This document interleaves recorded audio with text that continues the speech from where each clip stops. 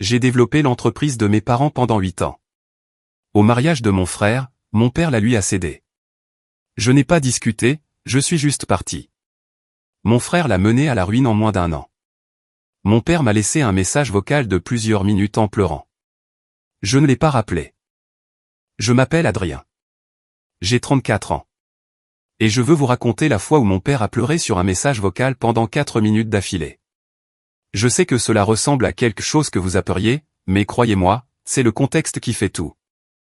Parce que 6 mois avant ce message, le même homme m'a regardé dans les yeux à la réception du mariage de mon frère et a remis tout ce que j'avais construit à quelqu'un qui ne pourrait pas gérer un stand de crêpes sans manquer de pâtes. Mais j'anticipe. Laissez-moi commencer par le début. J'ai grandi près d'Annecy, en Haute-Savoie. Une petite ville, un grand ciel. Le genre d'endroit où tout le monde connaît votre fourgonnette avant de connaître votre nom.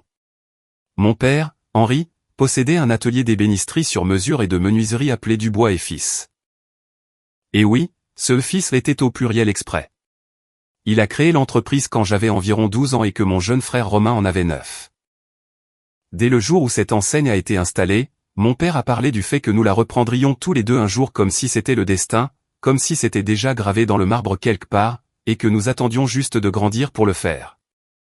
Ce qu'il faut savoir sur Romain et moi, c'est que nous sommes à peu près aussi différents que deux personnes partageant le même ADN peuvent l'être. J'étais le plus calme. J'aimais travailler avec mes mains. J'aimais l'odeur du chêne fraîchement coupé.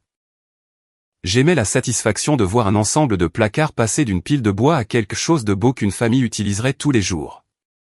Romain était le sociable, le charmeur, celui qui pouvait entrer dans une pièce et faire rire tout le monde en 5 minutes. Il jouait au rugby au lycée, sortait avec la fille la plus populaire, a obtenu une licence en commerce de l'université de Lyon qu'il a surtout utilisée pour organiser de meilleures soirées étudiantes.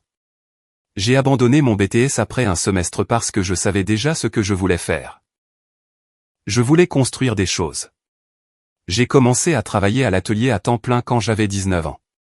Pas à temps partiel, pas pendant les étés, à temps plein. J'ai appris chaque machine, chaque technique, chaque relation avec les fournisseurs.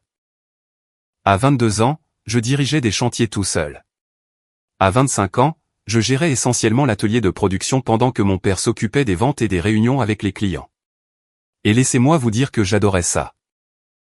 J'adorais me réveiller à 5 heures du matin et conduire jusqu'à l'atelier avant le lever du soleil. J'adorais le son de la scie circulaire qui se mettait en marche. J'adorais le fait que mon père et moi ayons cette chose ensemble, cette entreprise que nous construisions côte à côte. Romain, pendant ce temps, faisait ce que Romain a toujours fait. Il a papillonné, a vendu des assurances pendant un certain temps, a essayé l'immobilier, a travaillé chez un concessionnaire automobile pendant environ 8 mois avant de décider que c'était en dessous de lui. À chaque repas de Noël, il se présentait avec une nouvelle petite amie et un nouveau plan de carrière, et ma mère, Sylvie, lui souriait d'un air rayonnant comme s'il venait de découvrir le feu. Pendant ce temps, j'étais assis là avec de la sueur encore dans les cheveux, et elle me demandait si j'avais pensé à reprendre mes études. Je ne suis pas amer à ce sujet. D'accord, je suis peut-être un peu amer. Mais le fait est que Romain était l'enfant prodige. Il l'avait toujours été. Il avait cette façon de faire paraître tout ce qu'il faisait plus impressionnant que ça ne l'était. Il vendait 3 appartements en 1 an et en parlait comme s'il avait conquis la défense. J'augmentais le chiffre d'affaires de notre atelier de 40% et mon père hochait la tête et disait « Bon travail, mon grand ». Quand j'ai eu 26 ans, j'ai convaincu mon père de se développer dans la rénovation de cuisine, pas seulement l'ébénisterie, mais le service complet de conception, d'installation, la totale. Il a fallu le persuader car Henri était de la vieille école et prudent, mais j'ai élaboré un plan d'affaires, j'ai trouvé quelques artisans avec lesquels nous pourrions nous associer, et j'ai décroché notre premier projet de cuisine complète en 2 mois. Cette décision a triplé notre chiffre d'affaires au cours des 3 années suivantes. Triplé. Nous sommes passés d'un petit atelier faisant peut-être 300 000 € par an à près d'1 million. J'ai embauché 4 gars de plus. J'ai repensé notre flux de travail. J'ai noué des relations avec des constructeurs et des architectes d'intérieur dans tout le département. Je travaillais 60 heures par semaine et je m'en fichais parce que je construisais quelque chose d'important. Mon père a commencé à parler de retraite vers l'époque où j'ai eu 30 ans. Rien de formel, juste des commentaires par-ci par-là. Il disait des choses comme « Un de ces jours, je vais vous laisser gérer tout ça, les garçons, et aller à la pêche. Et je souriais parce que je pensais que c'était le plan. Je gérais déjà la majeure partie de toute façon. La partie sur les garçons me tracassait toujours un peu, mais je me disais que c'était juste une façon de parler. Romain n'avait pas mis les pieds dans l'atelier depuis des années, sauf pour prendre une bière dans le petit frigo de la salle de pause. Puis Romain s'est fiancé à une femme nommée Inès. Inès était assez gentille, venait d'une famille aisée, avait des opinions sur tout, des plans de travail en granit à la politique mondiale. Les fiançailles ont semblé déclencher un déclic chez Romain. Soudain, il parlait de s'installer, de s'enraciner, de trouver quelque chose de stable. Et devinez quoi, à peu près à cette époque, il a commencé à se présenter à l'atelier. Au début, ce n'était que quelques heures par semaine. Il arrivait en pantalon chino et chemise comme s'il visitait un zoo, posait quelques questions, serrait la main des gars. Mon père buvait ses paroles. Il promenait Romain en le présentant aux clients comme s'il était le fils prodigue sur le retour. Pendant ce temps, j'étais à l'arrière en train de construire réellement les placards pour lesquels ses clients payaient. Mais bien sûr, faisons faire le tour du propriétaire à Romain. Je me suis dit que c'était bien. Je me suis dit qu'il y avait de la place pour nous deux. Romain pourrait s'occuper des ventes ou du marketing ou des relations clients, et je continuerais à faire ce que je faisais de mieux. Nous serions du bois et fil pour de vrai. Je me suis même assis avec Romain un soir autour d'une bière et j'ai essayé de discuter de la façon dont nous pourrions diviser les responsabilités. Il a hoché la tête, a dit toutes les bonnes choses, m'a dit qu'il respectait tout ce que j'avais fait. Et je l'ai cru parce qu'il était mon frère et que malgré tout, j'adore ce type. Le mariage était prévu pour octobre. Un endroit magnifique près du lac d'Annecy, les montagnes en arrière-plan, le grand jeu. La famille d'Inès a payé la majeure partie, ce qui était une bonne chose car c'était le genre de mariage qui coûte plus cher que la maison de certaines personnes. J'étais le témoin de Romain. J'ai écrit un discours et tout. J'ai raconté des histoires drôles sur notre enfance. J'ai dit à quel point j'étais fier de lui. Je pensais chaque mot. La réception a eu lieu dans un magnifique chalet avec des baies vitrées donnant sur le lac. Environ 200 personnes, open bar, un groupe de musique qui savait vraiment jouer. C'était une super fête. Je passais un bon moment. J'avais amené ma petite amie, Juliette, avec qui j'étais depuis environ un an à ce moment-là, et nous dansions et rions, et tout semblait parfait. Puis mon père m'a tapé sur l'épaule et m'a demandé si je pouvais sortir une minute. Il a dit qu'il voulait nous parler à Romain et moi ensemble. Il avait quelque chose à annoncer. Je me suis dit que c'était l'histoire de la retraite. Peut-être qu'il allait rendre ça officiel, annoncer qu'il nous passait les rênes. J'étais vraiment excité. Je l'ai suivi jusqu'à cette petite terrasse où Romain et Inès se tenaient déjà avec des coupes de champagne. Mon père avait ce regard sur le visage, celui qu'il a quand il pense qu'il est sur le point de faire quelque chose de généreux. Il a sorti un dossier et à l'intérieur de ce dossier se trouvait un acte de cession pour Dubois et Fils. Il l'avait fait rédiger par un notaire et tout. Il a fait un petit discours sur l'héritage et la famille et à quel point il était fier. Et puis il a tendu le dossier à Romain. Juste à Romain. Propriété exclusive. Chaque part, chaque actif, le bâtiment, l'équipement, la liste de clients, le nom, tout. Signé, acté. Il ne m'a même pas regardé quand il l'a fait. Je suis resté planté là. C'est tout ce que j'ai fait pendant ce qui m'a semblé être une bonne minute. Je suis juste resté sur cette terrasse avec les sons du groupe de mariage qui filtraient à travers les portes vitrées derrière moi, et j'ai fixé mon père pendant qu'il serrait mon frère dans ses bras et lui tapait dans le dos comme s'il venait de remporter la finale du top 14 ensemble. Inès était déjà au téléphone en train de le dire à quelqu'un, probablement sa mère. Romain souriait de ce sourire qui était le sien, celui qui faisait sentir à tous les gens dans la pièce qu'ils avaient de la chance d'être près de lui. Et moi. Je me tenais à 1 mètre de là, les bras ballants, essayant de comprendre si j'avais d'une manière ou d'une autre mal compris ce qui venait de se passer. Je n'avais pas mal compris. Papa, ai-je dit. Ma voix est sortie plus calme que je ne m'y attendais. Et moi. Henri s'est tourné vers moi et j'ai pu le voir dans ses yeux. Il avait répété cette partie. Il savait que j'allais poser la question et il avait préparé une réponse de la même manière qu'on se prépare à une question embarrassante lors d'un entretien d'embauche. Adrien, il s'agit de donner des bases solides à Romain, a-t-il dit. Tu as toujours été solide. Tu n'as pas besoin d'un coup de pouce. Romain, lui, en a besoin. Il a besoin de quelque chose pour l'ancrer. J'ai scié des yeux en le regardant. J'ai construit cette entreprise, papa. Je l'ai fait grandir. C'est moi qui ai été là tous les jours pendant 8 ans. Et j'apprécie cela plus que tu ne le penses, a-t-il dit. Mais Romain est prêt maintenant. Il a Inès. Il s'installe. C'est sa chance de prendre des responsabilités et tu seras toujours là. Tu continueras à faire ce que tu fais. Faire ce que je fais, ai-je répété. Travailler pour Romain. Mon père a changé d'appui. Travailler avec Romain. C'est une entreprise familiale, Adrien. Ce n'est pas une question de titre. Sauf qu'il venait de donner à Romain le seul titre qui comptait. Propriétaire. Le seul mot qui signifiait tout. Celui qui disait « ceci est à moi et tu es juste là ». Romain, à son crédit, a au moins eu la décence d'avoir l'air un peu mal à l'aise. Il s'est avancé et a mis sa main sur mon épaule. « Frérot, rien ne change. Tu es la colonne vertébrale de cet endroit. Je vais juste gérer l'aspect commercial. Toi, tu continues à faire ce que tu sais faire. Comme si j'étais un passe-temps. Comme si 8 ans de ma vie, des semaines de 60 heures, l'expansion qui a triplé notre chiffre d'affaires, les relations que j'avais nouées avec chaque client et chaque fournisseur, tout ça n'était que mon truc. J'ai regardé les trois se tenir là. Mon père avec ses justifications répétées.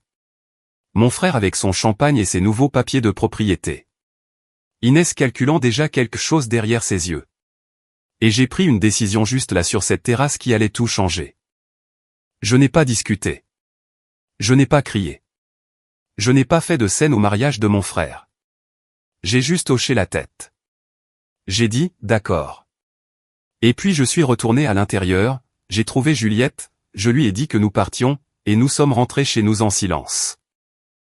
Le lendemain matin, je me suis réveillé à 4 heures comme d'habitude. La force de l'habitude. Je suis resté au lit à fixer le plafond pendant environ 1 heure, passant tout en revue dans ma tête. Puis je me suis levé, j'ai conduit jusqu'à l'atelier une dernière fois, et j'ai vidé mes outils personnels. J'avais pour environ 14 000 € de mon propre équipement là-dedans, des ciseaux à bois que mon grand-père m'avait donnés, un ensemble de défonceuses personnalisées, mes instruments de mesure. J'ai tout chargé dans ma fourgonnette avant que quiconque n'arrive. Puis j'ai laissé la clé de mon atelier sur l'établi avec un mot qui disait « Bonne chance ». Romain m'a appelé vers 9 h ce matin-là. J'ai laissé sonner jusqu'à la messagerie vocale. Il a rappelé à midi. Messagerie. Mon père a appelé aussi. Messagerie.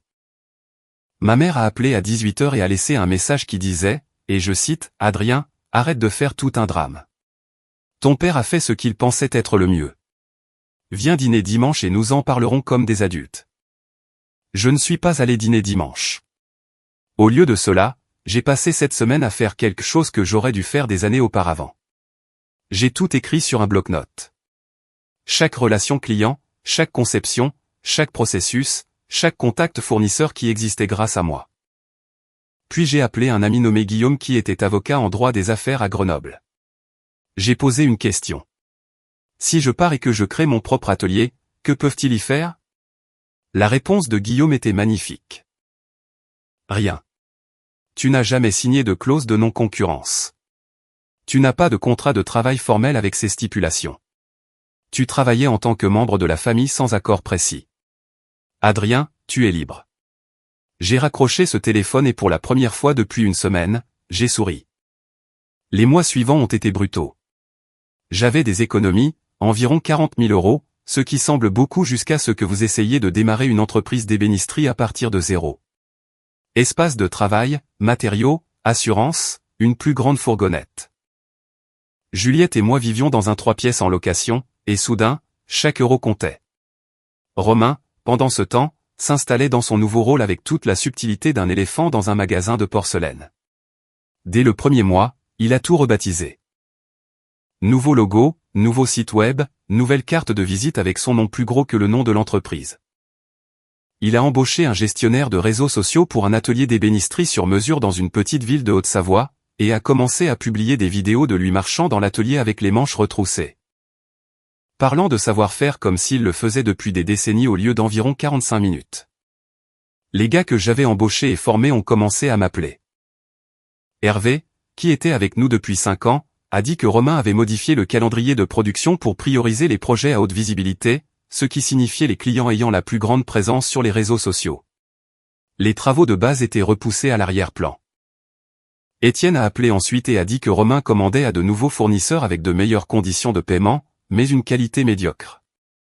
Il recevait des plaintes pour des déformations et des finitions inégales pour la première fois dans l'histoire de l'entreprise. J'ai écouté tout cela et j'ai ressenti 2 choses simultanément.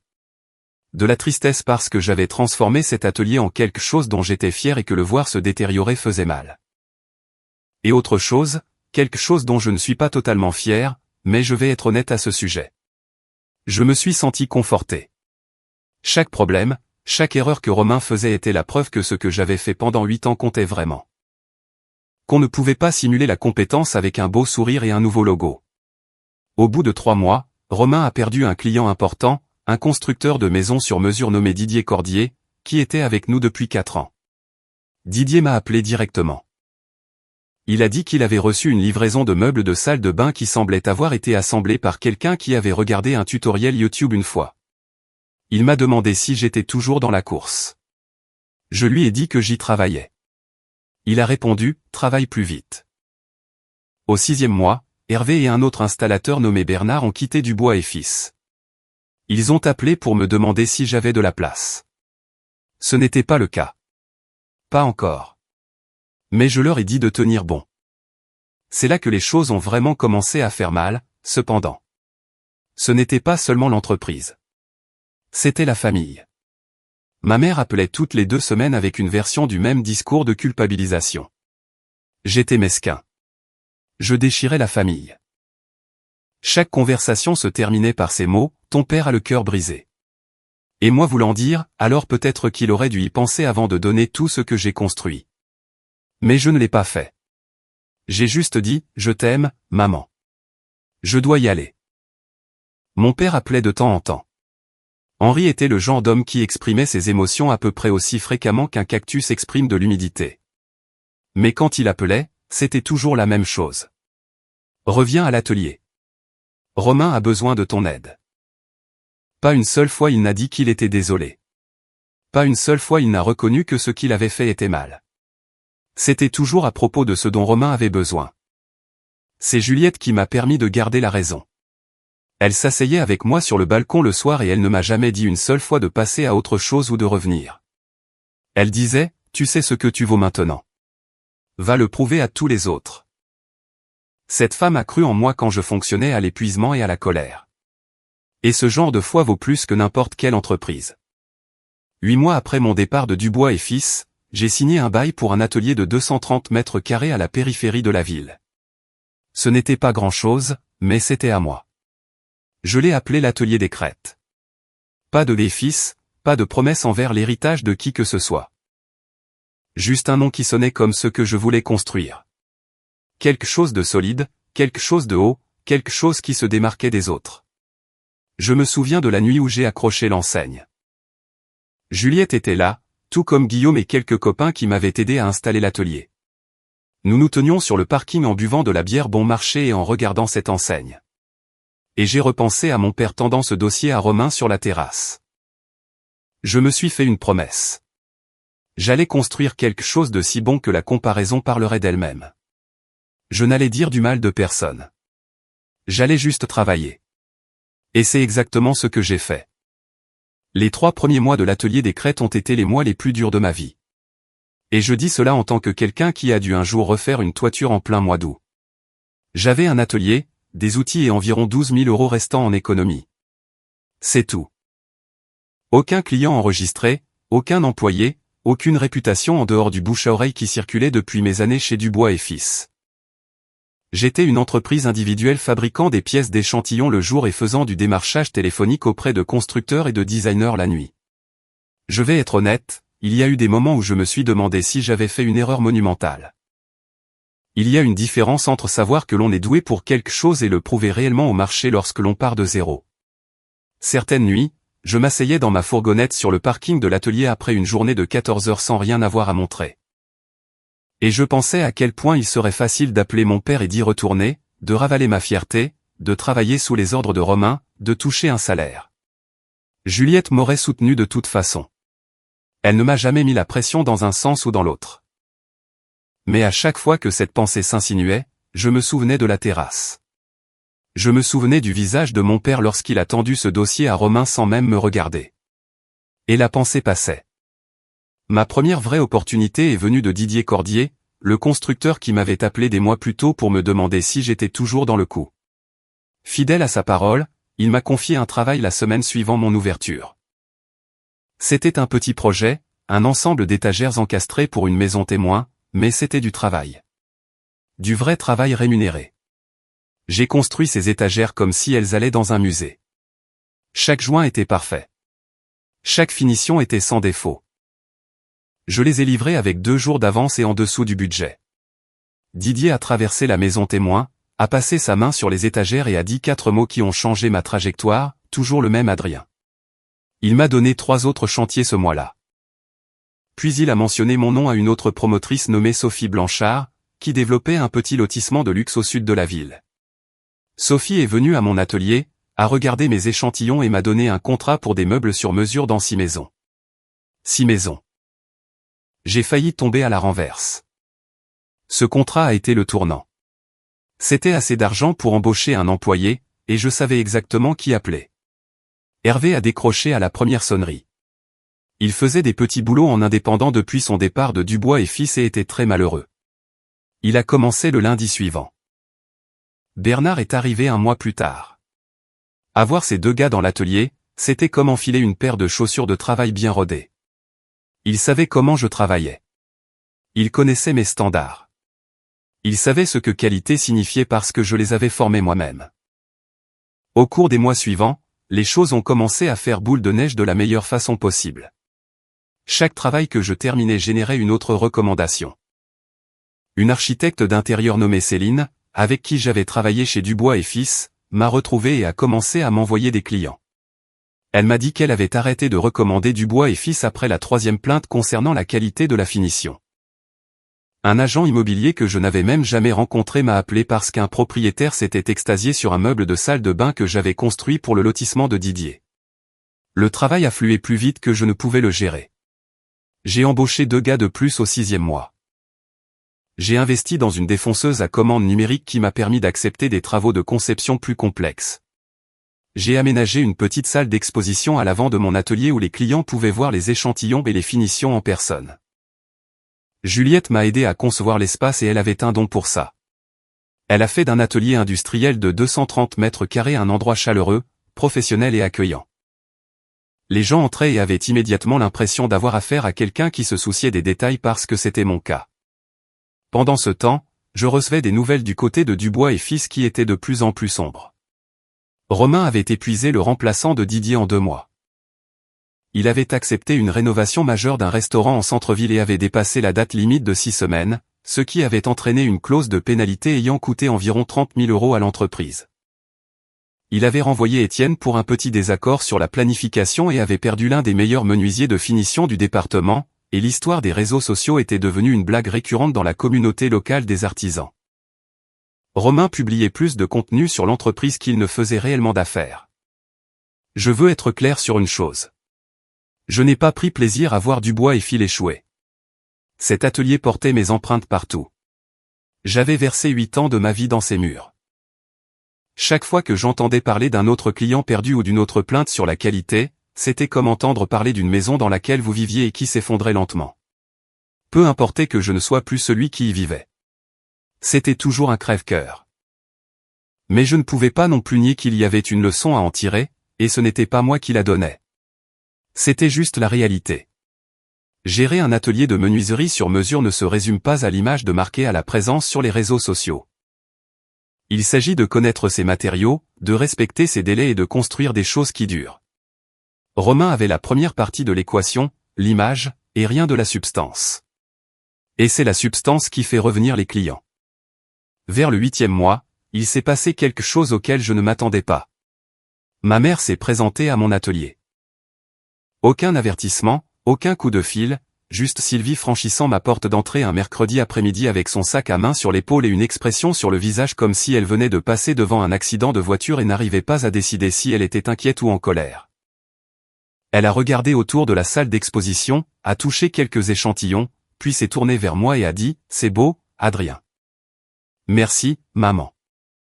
Ton père ne sait pas que je suis là. » D'accord. Elle s'est assise sur l'une des chaises que Juliette avait choisies, et elle avait l'air fatiguée. Pas fatiguée physiquement, mais le genre de fatigue qui vient du fait de maintenir ensemble quelque chose qui n'arrête pas d'essayer de s'effondrer. Romain a du mal, a-t-elle dit. L'entreprise ne va pas bien. Il ne veut pas l'admettre, mais je peux voir le stress sur son visage. Ton père le voit aussi. Mais il ne dira rien parce que cela signifierait admettre qu'il a fait une erreur. Je me suis appuyé contre mon établi et j'ai croisé les bras. Maman, je suis désolé que Romain ait des difficultés, mais je ne sais pas ce que tu attends de moi. Reviens. Aide-le. Vous pourriez la diriger ensemble. Papa l'a donnée à Romain. Tout. Il n'y a pas d'ensemble dans la propriété exclusive. Adrien, ne sois pas têtu. Je ne suis pas têtu, maman. Je suis précis. Papa a fait un choix. Il a choisi Romain. Et maintenant, j'ai fait un choix aussi. Je me suis choisi moi-même. Elle est restée assise là un long moment sans rien dire. Puis elle s'est levée, s'est dirigée vers l'endroit où je me tenais et a posé sa main sur ma joue. Ses yeux étaient humides. Je suis fier de toi, a-t-elle dit. J'aurais dû dire ça il y a longtemps. Puis elle est partie, et je suis resté dans mon atelier pendant environ 10 minutes après ça, juste à respirer parce que c'était la première fois que ma mère me disait ces mots sans les nuancer. Pas de mais, pas de cependant, juste de la fierté se suffisant à elle-même. Cette visite m'a fait quelque chose. Elle a adouci quelque chose que je ne savais pas devenu dur. J'avais transporté de la colère comme un sac à dos rempli de pierres. Et entendre ma mère dire qu'elle était fière de moi n'a pas enlevé toutes les pierres, mais en a retiré quelques-unes. J'ai commencé à mieux dormir. J'ai commencé à rire davantage. Juliette l'a remarqué. Elle a dit que je commençais à redevenir moi-même. Au 10e mois, l'atelier des Crêtes faisait presque autant de chiffre d'affaires que Dubois et Fils en faisait quand je suis parti, et nous continuions à croître. J'avais signé des contrats avec 2 autres constructeurs et je recevais des demandes de propriétaires à Chamonix et Aix-les-Bains. Je travaillais dur, mais c'était la bonne sorte de dur. Le genre où vous construisez quelque chose qui est à vous, quelque chose que personne ne peut vous enlever parce que vous en avez gagné chaque centimètre. Juliette et moi avons parlé de l'avenir pour la première fois depuis un moment. Pas seulement survivre, mais planifier. Nous avons parlé d'acheter une maison. Nous avons parlé d'embaucher un commercial dédié pour que je puisse passer plus de temps dans l'atelier. Nous avons parlé d'ouvrir éventuellement un 2e emplacement. Pour la première fois depuis plus d'1 an, j'avais l'impression de me tenir sur un sol solide au lieu d'être en équilibre sur une corde raide. Les pierres dans le sac à dos devenaient plus légères, mais il en restait encore quelques-unes parce que je savais quelque part dans un coin de mon esprit que l'histoire avec mon père n'était pas terminée. La situation de Romain empirait de semaine en semaine. Et mon père était le genre d'homme qui préférerait mâcher du verre plutôt que d'admettre qu'il avait tort. Quelque chose allait céder. Je ne savais juste pas quand. Il s'est avéré que ce ne serait pas long. 11 mois après mon départ de Dubois et Fils, j'ai reçu un appel téléphonique qui a tout fait basculer. C'était de Sophie Blanchard, la promotrice qui m'avait donné mon premier gros contrat. Elle était sur un nouveau projet, un développement de 12 maisons de ville de luxe du côté nord de la ville. Et elle voulait que l'atelier des Crêtes s'occupe de toutes les bénisteries sur mesure, des placards intégrés et de la menuiserie pour chaque unité. Nous parlons d'un contrat d'une valeur d'environ 400 000 € répartis sur 18 mois. C'était la plus grande opportunité qui m'ait jamais été offerte. J'ai rencontré Sophie à son bureau ce vendredi-là. Elle a exposé les plans, les délais, le budget. C'était ambitieux mais faisable si je me développais correctement. Je lui ai dit que j'aurais besoin de quelques semaines pour élaborer une proposition détaillée. Elle a dit, prends ton temps, mais Adrien, je veux être transparente sur un point. Tu n'as pas été mon premier appel. J'ai haussé les sourcils. Qui l'était ? Dubois et Fils. J'ai contacté Romain il y a 3 semaines. Il m'a fait un devis 20% en dessous du marché, ce qui m'a rendu nerveuse. Puis il a manqué notre réunion de suivi à 2 reprises. Je suis dans ce métier depuis assez longtemps pour savoir ce que cela signifie. Qu'est-ce que cela signifie? Cela signifie que l'atelier a de gros ennuis. Les gens qui dirigent une entreprise saine ne font pas de sous-enchère de 20% pour ensuite faire les morts avec leurs clients. Elle m'a regardé directement. Je sais que c'est ton frère. Je ne te demande pas de commenter son entreprise. Je demande si l'atelier des Crêtes peut t'assurer.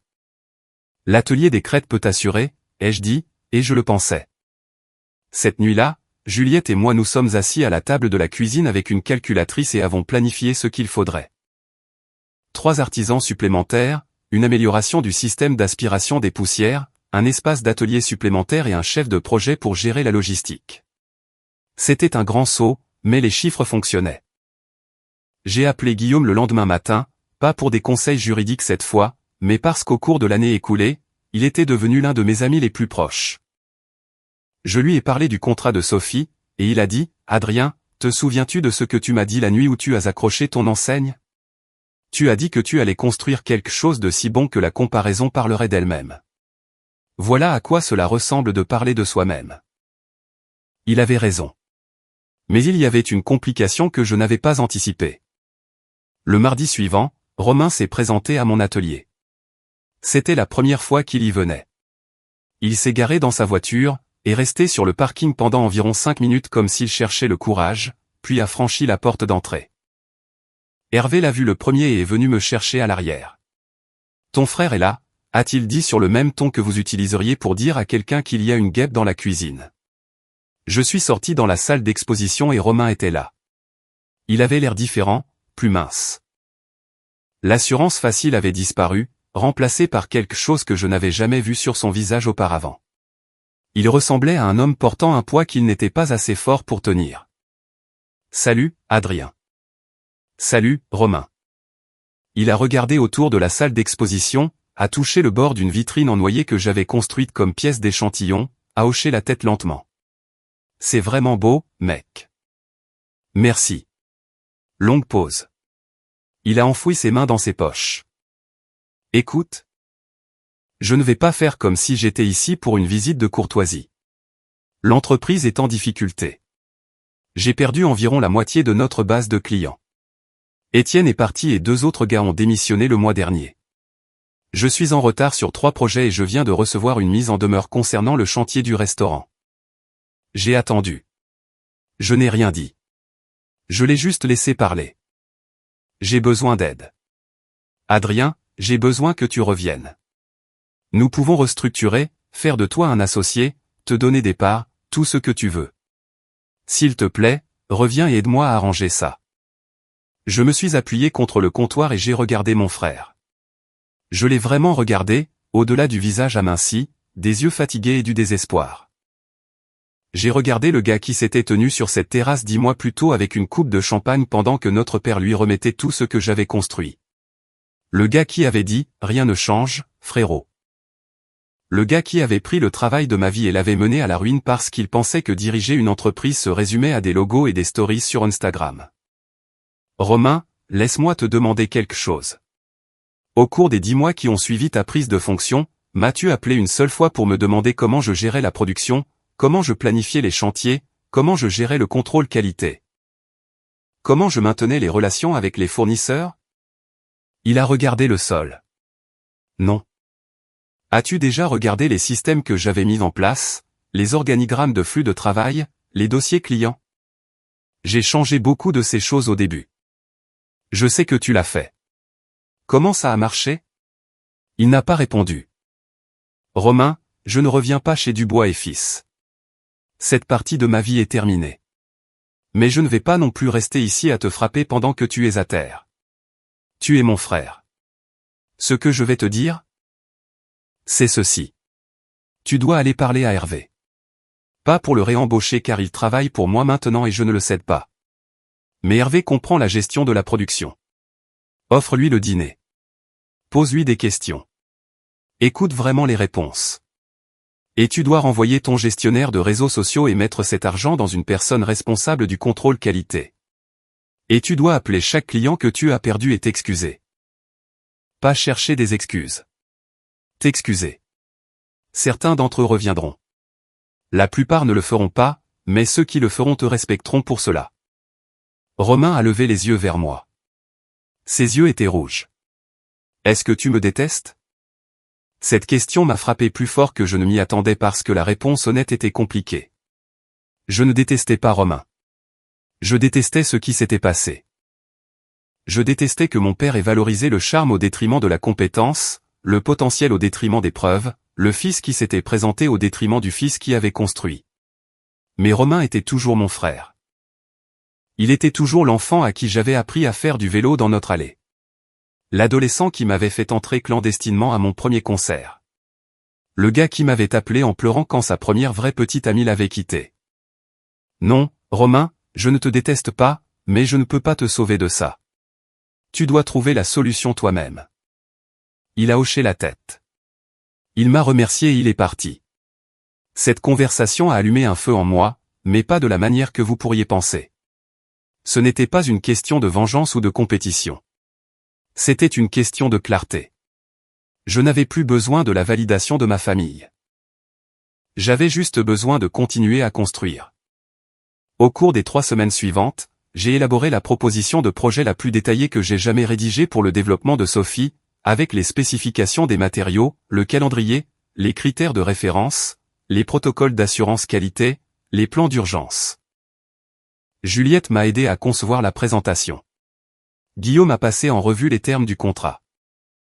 J'ai embauché un chef de projet nommé Thierry, un ancien entrepreneur du bâtiment qui cherchait quelque chose de moins exigeant physiquement après une blessure au dos, et il a valu chaque centime dès le premier jour.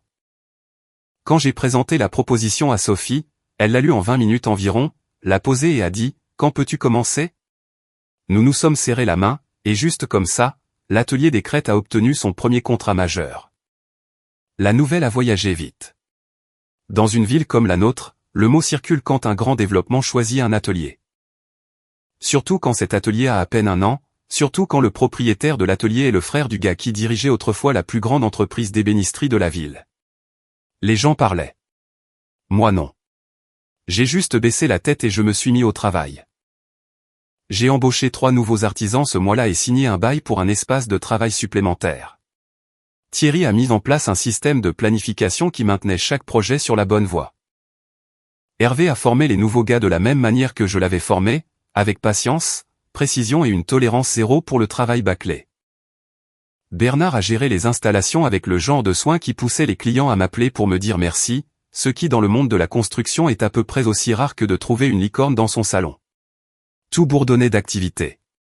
Les premières unités étaient dans les temps. Sophie était heureuse. Mon équipe était heureuse. Juliette et moi avions fait une offre sur une maison, un petit 4 pièces avec un atelier à l'arrière qu'elle prévoyait déjà de transformer en studio de jardin. La vie fonctionnait enfin. Et puis mon père a appelé. C'était un jeudi soir, un peu après 19h. Juliette et moi étions en train de dîner.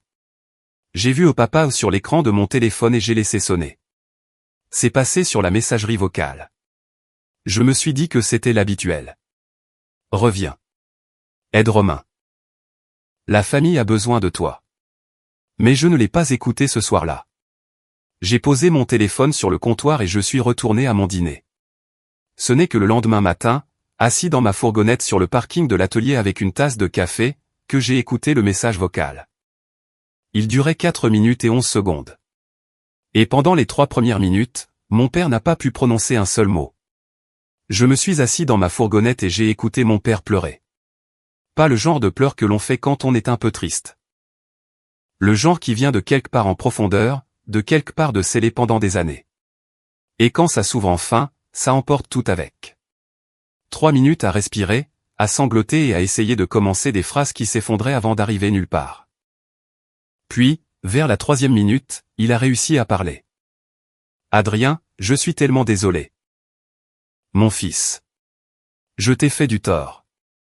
Je le savais quand je l'ai fait et je l'ai fait quand même parce que c'était plus facile. C'était plus facile de la donner à Romain parce que c'était lui qui en avait besoin et toi qui l'avais mérité. Et je me suis dit que c'était la même chose. Mais ça ne l'était pas. Tu as construit cette entreprise avec tes mains, ton temps et ton cœur. Et je l'ai donnée comme si c'était à moi de la donner. Et tout ce à quoi je peux penser. C'est l'expression de ton visage sur cette terrasse. Tu n'as même pas discuté. Tu es juste parti. Et c'est ce qui me tue. Tu n'as pas discuté parce que tu savais déjà que ce que je faisais était mal. Et tu m'aimais assez pour ne pas faire de scène au mariage de ton frère. Je ne mérite pas ça. Je ne te mérite pas. Pause. Encore des pleurs, puis, plus calmement. Ta mère m'a parlé de ton atelier. Je suis passé devant la semaine dernière et je me suis assis sur le parking en regardant ton enseigne et j'ai pensé à quel point j'aurais dû être fier. À quel point je suis fier. Je ne savais juste pas comment le dire. Je n'ai jamais été doué pour cette partie. Mais j'ai besoin que tu saches que je vois ce que j'ai fait. Et si tu ne me parles plus jamais, je comprendrai. Mais j'espère que tu le feras. Je t'aime. Adrien. Je t'ai toujours aimé. J'ai juste fait un travail terrible pour le montrer. Le message vocal s'est terminé. Je suis resté assis dans ma fourgonnette pendant un long moment. Le café a refroidi. J'ai continué à le repasser en boucle. Pas les mots, les pleurs. 3 minutes d'un homme qui avait montré à peu près autant d'émotions toute ma vie qu'un piquet de clôture, s'effondrant complètement. Je ne l'ai pas rappelé. Pas ce jour-là. Pas le lendemain. Pas la semaine suivante. Je sais que certains d'entre vous pensent probablement que j'aurais dû l'appeler immédiatement. Mais le pardon n'est pas un interrupteur. On ne l'allume pas d'un simple geste. Surtout quand la chose que vous pardonnez vous a coûté 8 ans de votre vie et votre foi envers les personnes qui étaient censées vous soutenir. J'avais besoin de traiter cela selon mes propres termes. Juliette a compris.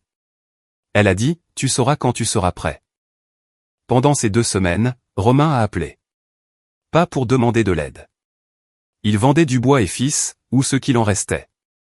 Encore des contrats perdus, des paiements de fournisseurs en retard, un examen formel par la Chambre de métier et de l'artisanat. Je ne suis pas fait pour ça, Adrien, a-t-il dit au téléphone. Je ne l'ai jamais été. Je crois que je le savais depuis le début. Je voulais juste que papa soit fier de moi comme il était fier de toi. Cette phrase m'a presque coupé le souffle parce qu'il ne m'était jamais venu à l'esprit que Romain se sentait également ignoré, juste de la direction opposée. J'étais celui qui pouvait faire le travail. Il était celui qui attirait l'attention. Mais l'attention n'est pas la même chose que la fierté. Mon père a donné l'entreprise à Romain non pas parce qu'il était fier de lui, mais parce qu'il s'inquiétait pour lui. Et Romain avait passé toute sa vie à jouer la confiance pour dissimuler le fait qu'il savait qu'il vivait dans l'ombre de quelqu'un. Nous sommes une famille compliquée, mais honnêtement, laquelle ne l'est pas? Je lui ai dit que j'étais désolé que ça se soit passé de cette façon. Il m'a remercié pour les conseils que je lui avais donnés dans mon atelier. Il a dit qu'il avait appelé les clients et s'était excusé, et 3 d'entre eux étaient revenus. Pas assez pour sauver l'entreprise, mais assez pour restaurer un peu de dignité. Nous avons parlé pendant 20 minutes, la plus longue conversation que nous ayons eue depuis plus d'1 an. Quand nous avons raccroché, j'ai senti quelque chose s'ouvrir dans ma poitrine. Pas douloureusement, plutôt comme une fenêtre qu'on ouvre dans une pièce restée fermée trop longtemps. 3 semaines après que mon père ait laissé ce message vocal, j'ai conduit jusqu'à la maison de mes parents un dimanche matin. Juliette m'a proposé de venir, mais je lui ai dit que c'était quelque chose que je devais faire seul. Même Porsche, même pot de fleurs fêlées près de la porte d'entrée que ma mère disait toujours qu'elle allait remplacer, mais qu'elle ne faisait jamais. Mon père était dans le garage. Il était assis sur un tabouret à côté de son vieil établi, ne faisant rien, juste assis. Quand il m'a vu entrer, il s'est levé si vite qu'il a failli renverser le tabouret. Adrien. Salut, papa. Silence. Le garage sentait l'huile de moteur et la vieille sûre, comme toujours. J'ai eu ton message vocal, ai-je dit. Il a hoché la tête. Sa mâchoire était crispée. Il essayait de se contenir. Je ne vais pas faire comme si tout allait bien, ai-je dit. Ce n'est pas le cas. Ce que tu as fait m'a blessé d'une manière pour laquelle je n'ai pas encore tout le vocabulaire. Tu as pris la chose à laquelle j'avais donné ma vie et tu l'as remise à quelqu'un d'autre sans même avoir de conversation. Au mariage de mon frère devant sa femme. Comme si j'étais une note de bas de page. Il a commencé à parler et j'ai levé la main. Laisse-moi finir. Tu as passé 8 ans à me regarder construire cette entreprise.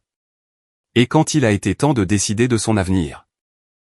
Tu as choisi le fils qui avait besoin d'un projet au lieu du fils qui avait prouvé qu'il pouvait en diriger un. Et le pire n'a pas été que tu aies choisi Romain. Le pire a été que tu ne m'en aies même pas parlé. Tu as juste décidé et je l'ai découvert lors d'une réception de mariage. Des larmes coulaient sur son visage. Il ne les a pas essuyées. Il est juste resté là et a encaissé. Mais voici l'autre chose, ai-je dit. J'ai écouté ton message vocal environ 30 fois. Et je sais que c'était réel parce que Henri Dubois ne pleure pas. Donc ces 4 minutes m'ont dit plus que tout ce que tu aurais pu prévoir de dire. Il a laissé échapper un souffle qui semblait avoir été piégé dans sa poitrine pendant des mois. Je ne vais pas te le reprocher pour toujours, ai-je dit. Je ne vais pas le ramener sur le tapis à chaque fête ou l'utiliser comme munition. Mais j'ai besoin que tu comprennes que les choses sont différentes maintenant. J'ai ma propre entreprise. Elle marche bien. Je l'ai construite à partir de rien et j'en suis fier. Et j'ai besoin que tu en sois fier. Toi aussi. Pas de la version de moi selon Romain. Pas de ce que tu aurais souhaité que je fasse. De ce que j'ai réellement fait. Mon père a traversé le garage et m'a pris dans ses bras.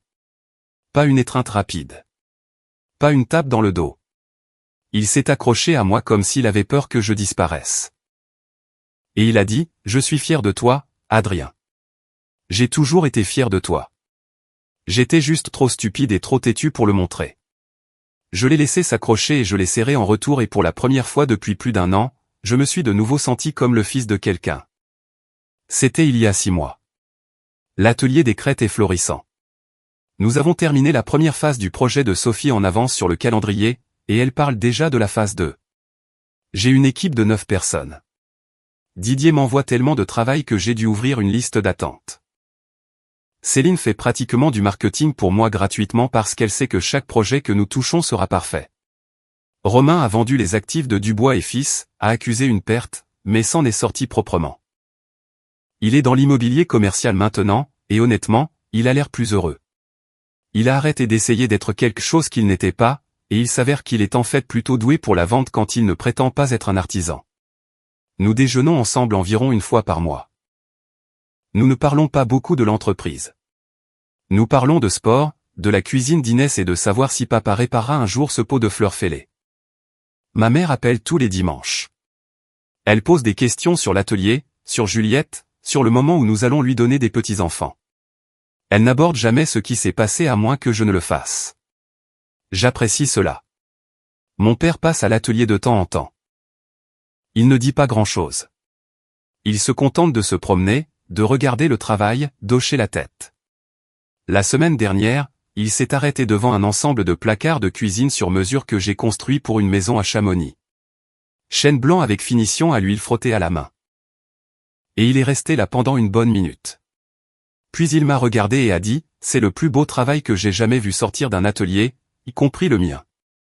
Venant de Henri Dubois, c'est l'équivalent d'une ovation debout. Juliette et moi avons signé pour la maison. Elle a déjà planté des tomates et converti l'atelier arrière en studio de poterie. La vie est belle. Pas parfaite, pas un conte de fées, mais belle. Le genre de belle vie que l'on mérite. Quelqu'un m'a demandé récemment si je souhaitais parfois que les choses se soient passées différemment. Si j'aurais souhaité que mon père me donne simplement l'entreprise comme il aurait dû le faire. Et la réponse honnête est non. Parce que s'il avait fait ce qu'il fallait, je serais encore en train de construire l'héritage de quelqu'un d'autre. Au lieu de cela, je construis le mien. Et il s'avère que cela vaut plus que tout ce que quiconque aurait pu me remettre. Je m'appelle Adrien Dubois. J'ai 34 ans et je suis exactement là où je suis censé être. Commentaire, cette histoire me touche personnellement par la justesse avec laquelle elle évoque la valeur que l'on s'accorde. Parfois, le plus grand acte de courage est de reconnaître sa propre valeur, même quand nos proches ne la voient pas. Poser des limites saines n'est pas un acte de rejet, mais une manière de préserver sa propre sérénité. Je sais que c'est l'une des choses les plus difficiles à faire, surtout au sein de la famille. Cette histoire nous montre aussi la force immense qu'il y a à choisir la bienveillance plutôt que l'amertume. Adrien prouve que l'on peut rester ferme dans ses décisions tout en faisant preuve de compassion. La guérison prend du temps, et le pardon est un chemin que chacun parcourt à son propre rythme. Chacun est responsable de ses actions et, finalement, de son propre bonheur.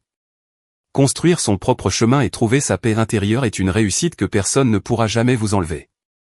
Si vous avez aimé, n'oubliez pas de laisser un commentaire et de soutenir la chaîne en vous abonnant. À bientôt pour les prochaines stories.